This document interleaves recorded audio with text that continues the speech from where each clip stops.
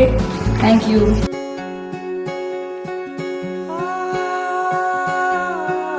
I always believe in hard work.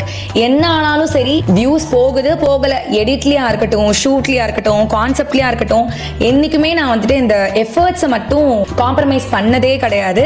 ஒரே ஒரு weekend வீடியோக்காக நான் பல இரவுகளோட தூக்கத்தை ஆக்சுவலி இழந்திருக்கேன். ச்சே, இந்த வீடியோ இவ்வளவுதான் வியூஸ் போயிருக்கு, இதுக்கா இவ்வளோ உழைச்சோம் அப்படின்னு நான் ஒரு நாளும் ஃபீல் பண்ணதும் கிடையாது. பிகாஸ் ஐ பிலீவ் தட் ஒரு நாள் இல்ல ஒரு நாள் யூடியூபர் உன் காலேஜோட அவார்டு கொடுக்குதா?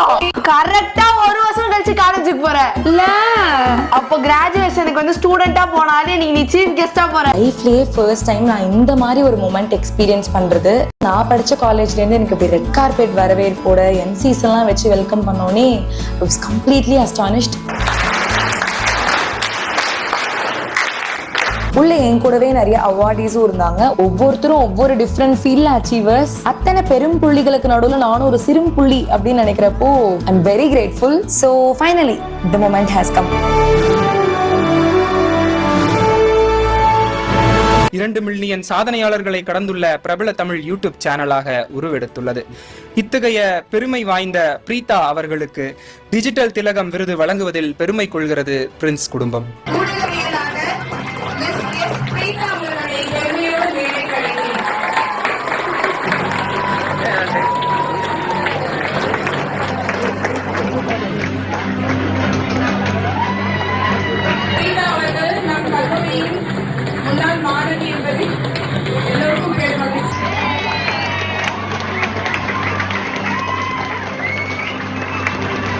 திரும்புற இடத்துலலாம் ஃபிளெக்ஸ் பேனர்னு எல்லா இடத்துலயும் என்னோட ஃபேஸை பார்த்துட்டு எனக்கு அவ்வளோ எக்ஸைட்மெண்ட் தாங்கல. பிகாஸ் நான் என்னோட ஸ்கூல் டேஸ்ல ஆசைப்பட்டு ஏங்கின ஒண்ணு. 10th ஸ்டாண்டர்ட்ல நான் ஸ்கூல் 4th எடுத்தேன். சப்போஸ் நான் ஸ்கூல் 3rd வந்திருந்தேன்னா ஸ்கூல் வெளியில அடிச்ச கட் அவுட் என்னோட ஃபேஸ் வந்திருக்கும். அப்ப என்னோட மூஞ்சி பேனர்ல வரலேன்னு ஃபீல் பண்ணேன். ஆனா இப்ப இத்தனை வருஷம் கழிச்சு ஃபைனலா எனக்கு அந்த ஆசையே நிறைவேறிடுச்சு.